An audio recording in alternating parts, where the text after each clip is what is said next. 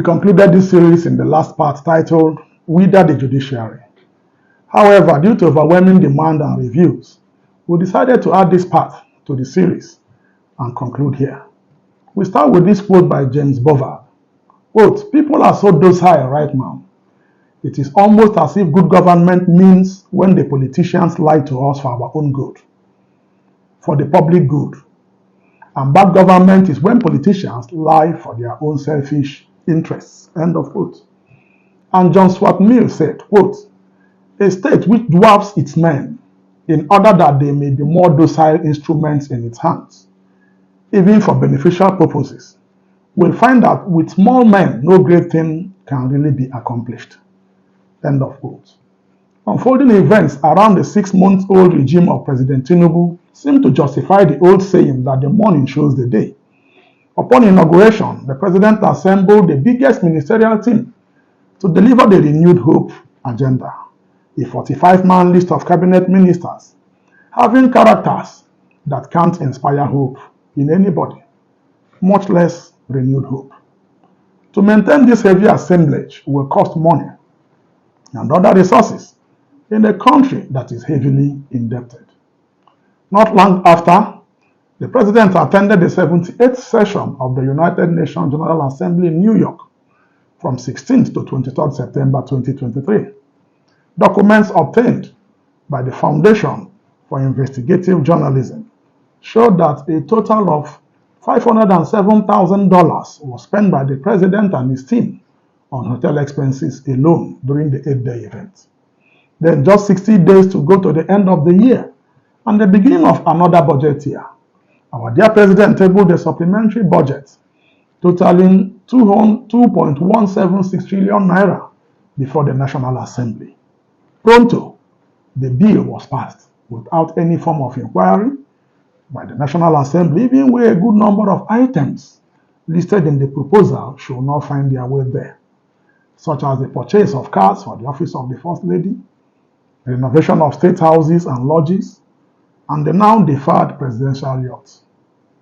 As if that was not enough, the National Assembly approved a request for the borrowing of $7.8 billion and 100 million euros by the president, thus bringing our national debt way above 100 trillion naira at the current value of the naira.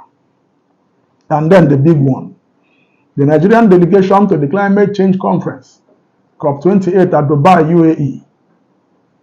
Wonders, they say, will never end. But wonders have likely ended in Nigeria.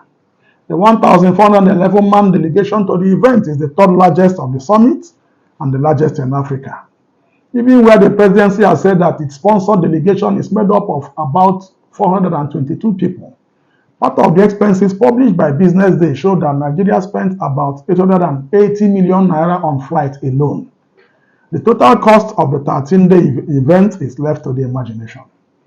Meanwhile, the total debt as at Q2 of 2023 is put at 87.3 trillion. The inflation rate has topped 26% as of September, and the MBS revised unemployment rate is 4.7%. As each day passes, more and more Nigerians are sliding into poverty, unable to buy petrol and meet subsistence needs. The question then is, how much longer will it take for this hope to materialize?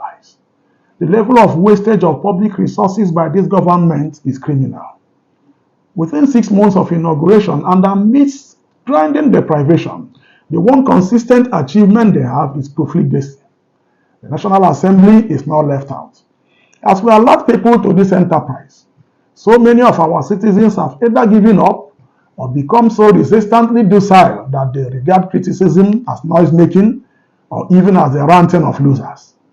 Others see comments through the glasses of ethnicity and religion, even when they are not sure of where the next meal will come from. Of all the factors that contribute to the making of a failed nation, none is as pathetic as a docile people who, rather than challenge bad governance, prefer to wallow in penury because the public official involved is from their tribe or religion. Professor Wole Soyinka, in his acclaimed novel, The Man Died, stated that the man dies in him who remains silent in the face of oppression. Incidentally, the man has died in many Nigerians. And wherever the man dies, the nation fails. If nothing is done to check this massive brigandage, we may not have a nation that meets the needs of its citizens by the end of 4 years. Follow us on all our social media handles as RFF8. Like, comment, and share. My name remains Ben Abraham, and this is Criminal Justice Focus. Thank you.